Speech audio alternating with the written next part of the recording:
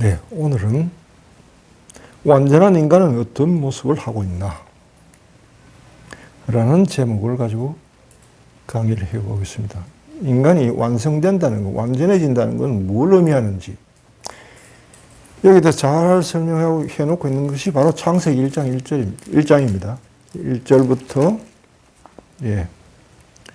28절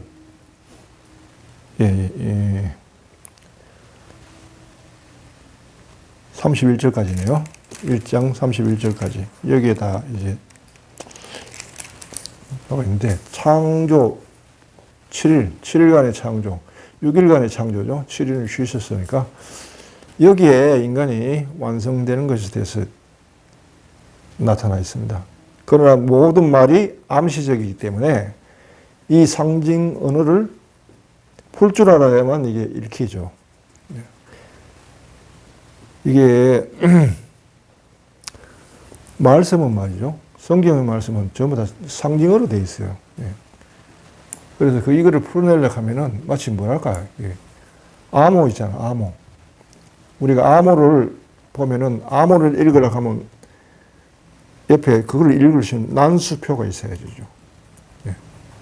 암호가 가령 뭐 대통령이 오늘 뭐 어디로 간다, 대전으로 간다 하면은 대통령이 하는 해당하는 그게 있어요. 뭐 352, 147, 863, 381 뭐 이렇게 하면 네 가지가 네 가지고 왔죠.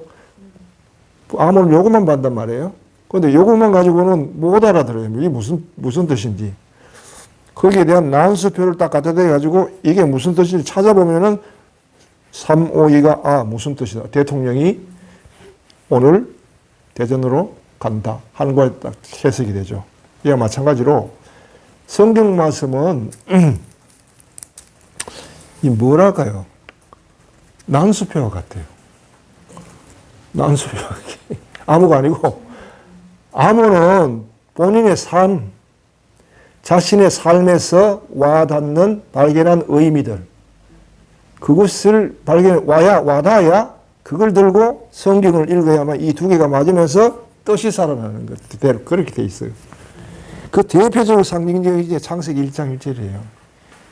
이게 너무나 어렵고 이게 난해하게 되어 있기 때문에 이게 하루아침에 이거를 깨닫기는 어렵고요. 깨달은 사람 입장에서도 이게 평생을 걸려야만 이해할 수 있는 그런 어려운 부분이죠. 자, 오늘 여기에 대해서는 좀 이야기해 봅시다. 우선 이제 창세기 1장 1절에 나오는 창세기는 이제 어둠부터 시작합니다. 한처음에 하나님이 하늘과 땅을 창조할 때다. 여기 창조라고 하는 것은 물질적 창조를 이야기하는 건 아닙니다. 물질적 창조는 영의 창조를 상징하는 그거를 암시하고 있는 것일 뿐이지 물질 자체가 의미가 있는 건 아니에요. 거기에 상응하는 영적인 어떤 실제가 있는 거죠. 영적인 실제를 암시하고 있습니다. 하늘과 땅의 창조라고 하는 것은 영의 세계에서의 하늘과 땅의 창조를 이야기하는 거죠. 땅이 아직 꼴을 갖추지 않고 비어 있었는데 어둠이 10년을 덮고 하느님의 영이 그 위를 감돌고 있었다. 아무 형상이 없다는 거예요. 형상이 없다. 형상이 없고 꼴이 없다는 것은 비어 있다. 무엇이 있다고 할 수 없는 텅 비어 있는 그곳에 어둠만 깔려 있다. 깊은 어둠이 깔려 있는데 그 물 위에 감돌고 있었다. 하느님의 영이 그 물 위에 감돌고 있었다. 창세기 1장에 나오는 물하는 것은 이건 뭐냐 하면 마음에 비교하면 될 겁니다. 물 할 때는 이게 빛이 생기기 직전의 상태입니다. 그러니까 이거를 가톨릭의 십자가 성묘한 같은 경우에는 어두운 밤이라고 해요. 어두운 밤. 그 다음 불교에서는 이걸 멸수상이라고 해요. 멸수상. 그 이제 마음이 죽음의 상태. 수와 상이 없는 상태. 그러니까 느끼지도 못하고 생각하지도 못하는 거예요. 느끼지도 못하고 생각하지도 못하고. 그걸 두 개를 없애버렸기 때문에, 마음을 죽여버렸기 때문에. 예. 마음의 죽음을 겪는 상태라고 합니다. 이게 이제 첫 대목이고요. 그 다음에 말씀이, 하느님이 말씀하시기를 빛이 생겨라 하시자 빛이 생겼다. 여기 이제 빛이 이제 나오죠. 바로 내가 늘 얘기하는 형광등, 빛, 내면의 빛, 이야기합니다. 빛이 생겨라 하시자 빛이 생겼다. 그러면 빛이 생기게끔 한 빛이 생겨라는 무슨 역할을 하나요? 스위치 역할을 하는 겁니다. 그래서 말씀이 곧 스위치라고요. 하느님의 말씀이 스위치고 말씀 따라서 모든 것이 이루어집니다. 빛이 생겨라면 빛이 생기고, 커져라면 커지고, 작아져라면 작아지고, 바다가 뒤로 물러라 하면 바다가 뒤로 물리고, 말씀이 곧 하나님의 모든 것을 창조하는 스위치란 말이에요. 그래서 요한복음에는 그런 말씀이 나오죠. 모든 것이 말씀을 통해서 태어났다. 창조됐다. 말씀을 통하지 않고 창조된 것은 아무것도 없다. 바로 그 역할을 하는 것이 말씀이란 말이에요. 빛이 생겨라 하지 빛이 생겼다. 하느님 보시기에 그 빛이 좋았다. 하느님께서는 빛과 어둠을 가르시어 빛을 낮이라 어둠을 밤이라 부르셨다. 저녁이 되고 아침이 되니 첫날이 지났다. 자, 여기 보면요. 처음에는 어둠이 있었는데 어둠의 그 10년 아무것도 없어도 꼴을 갖추지 않고 있다. 텅 비어 있는데 거기에 하느님의 영이 감돌고 계셨듯이 사실은 있었다는 거예요. 어둠 자체로 아무것도 없는 채로 있는 게 아니고 그 자체가 하느님의 현존이라는 이야기입니다. 어둠 자체가 비어있고 아무것도 없는 거예요. 그래서 우리가 하느님을 경험할 때, 하느님을 집중할 때, 하느님께 눈을 모으고 뜻과 마음과 뜻과 인텐션을 딱 고정시킬 때는 형상 없는 분에게 고정시켜야 돼요. 왜냐하면 어떤 형상을 빌리지 않고 계시기 때문에. 이게 명상할 때 어려운 점입니다. 우리가 집중해라 할 때 그 집중한 대상 자체가 형상이 없는 거라야 돼요. 없으면서 집중이 돼야 돼요.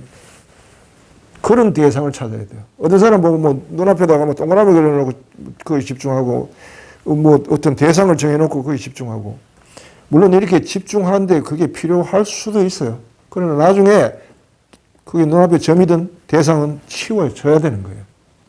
반드시 치워져야 되는 거예요. 그래서 세우고 무너뜨려야만 되는 거예요. 왜? 무형상적으로.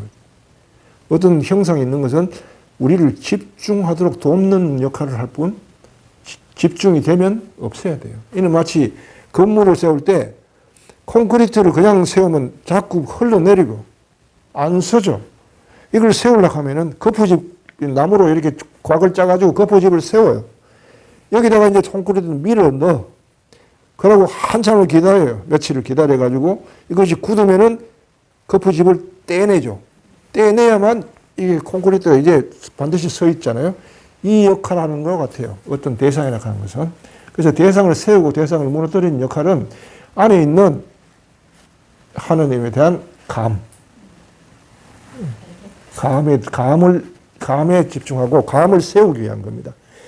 이 감을 세운다고 하는 매우 중요한데 명상에서. 인간이 기억하는 방식은요. 개념화시키는데 우리 머리에 있는 이 해마가 하는 역할이 기억을 담당하고 있잖아요. 기억을 담당하고 있는데 기억을 만드는 방식이 뭘 체험하면 체험한 것을 언제 어느 때 시공간 어떤 인연으로 사건 어떤 관계의 사람과 어떤 의미로 체험이 됐다라고 형식화시켜요. 형식화시켜서 기억을 하는 거예요. 그러니까.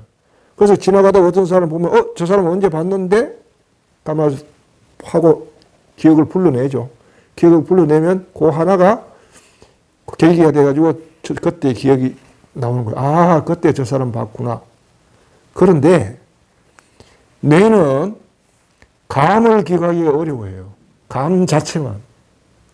왜냐하면 감은 어떤 틀에 안 잡히기 때문에. 감을 기억하기 위해서는 수백 번, 수천 번 반복하면서 그 감을 익혀야 돼요. 이게 명상의 어려운 점이 있어요. 우리가 명상할 때 대상은 하느님인데 무형상적 존재이신 분에 대해 집중하는데 집중은 되는데 이 감이 자꾸 흩어지는 거예요. 손을 올리면 집중되는데 당신께 집중하고 있는데 너무 흩어지는 거예요. 하나님께 마음을 모으고 있을 때는 집중되는데 기도를 끝내고 돌아서면 흩어져 버린다고요. 돌아서도 흩어지지 않아야 되는데. 네. 그래서 그 훈련을 좀 오래 해야죠. 그래서 시간이 많이 걸리는 겁니다. 마치 손흥민 선수가 손흥민 존이 있단 말이에요. 축구에. 거기에서 차는 것은 거의 다 들어간다 해가지고 손흥민 존이라고 있어요. 그 존은 거기에 차서 거의 뭐 백발백중 들어가죠.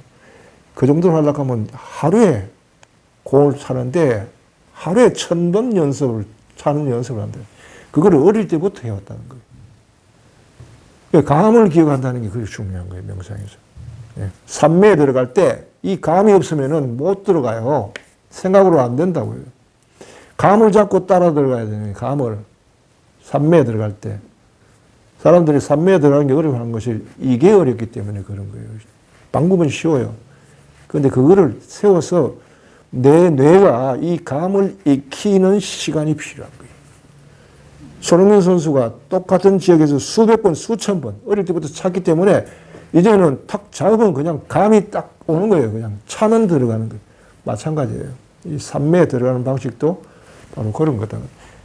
형상 없는 분에게 집중을 해야 되는데 대상 우리의 눈이 그걸 하면 감에 의존할 수밖에 없다. 감을 익혀야 된다. 자, 그렇고요.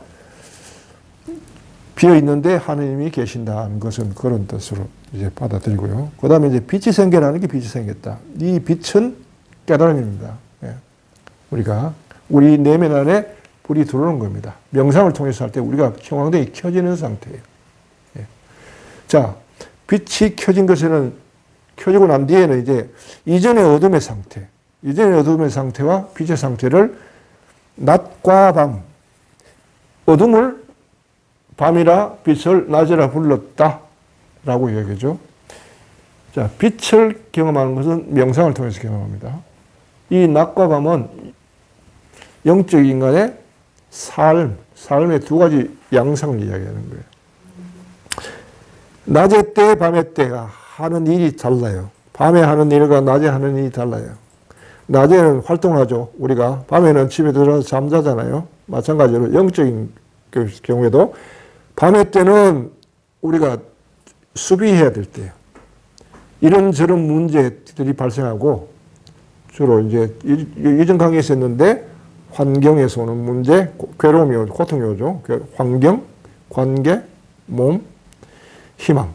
이 네 가지 문제가 생겨서 이제 삶 자체가 즐겁지도 않고 어디 매이고 묶이고 답답하고 암울하고 이런 상태가 이제 밤의 상태예요. 밤의 상태 해야 될 그게 있고요. 그다음 낮은 뭐예요? 즐겁고 문제가 없고 밤의 경우에 그런 조건이 없고 나에게 적당한 환경, 나에게 좋은 관계, 건강한 몸, 희망찬 삶, 비전 있는 삶 이런 조건일 때는 낮의 조건이에요.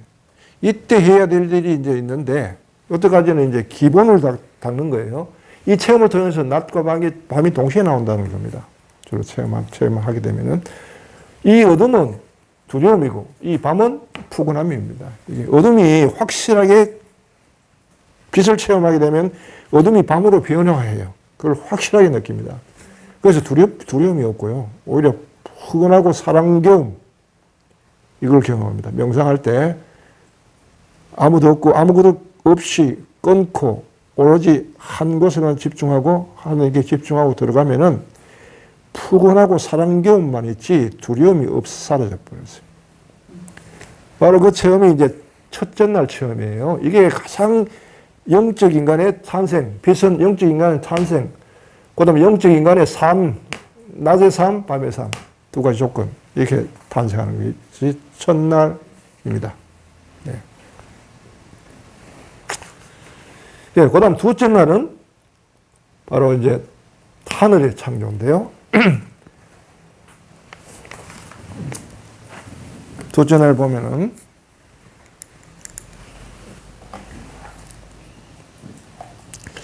네.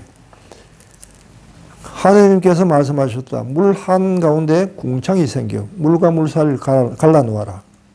하느님께서 이렇게 궁창을 만들어 궁창 아래에 있는 물과 궁창 위에 있는 물을 가르시자 그대로 되었다. 궁창을 하늘이라 불렀다. 물이 있으면은 물이 있는데 물 위와 물 아래를 갈라버렸다고요. 이 사이에 궁창이 있는데 이걸 하늘이라 부른다. 자, 이건 뭘 상징할까요? 이거는 다음 시간에 하겠습니다.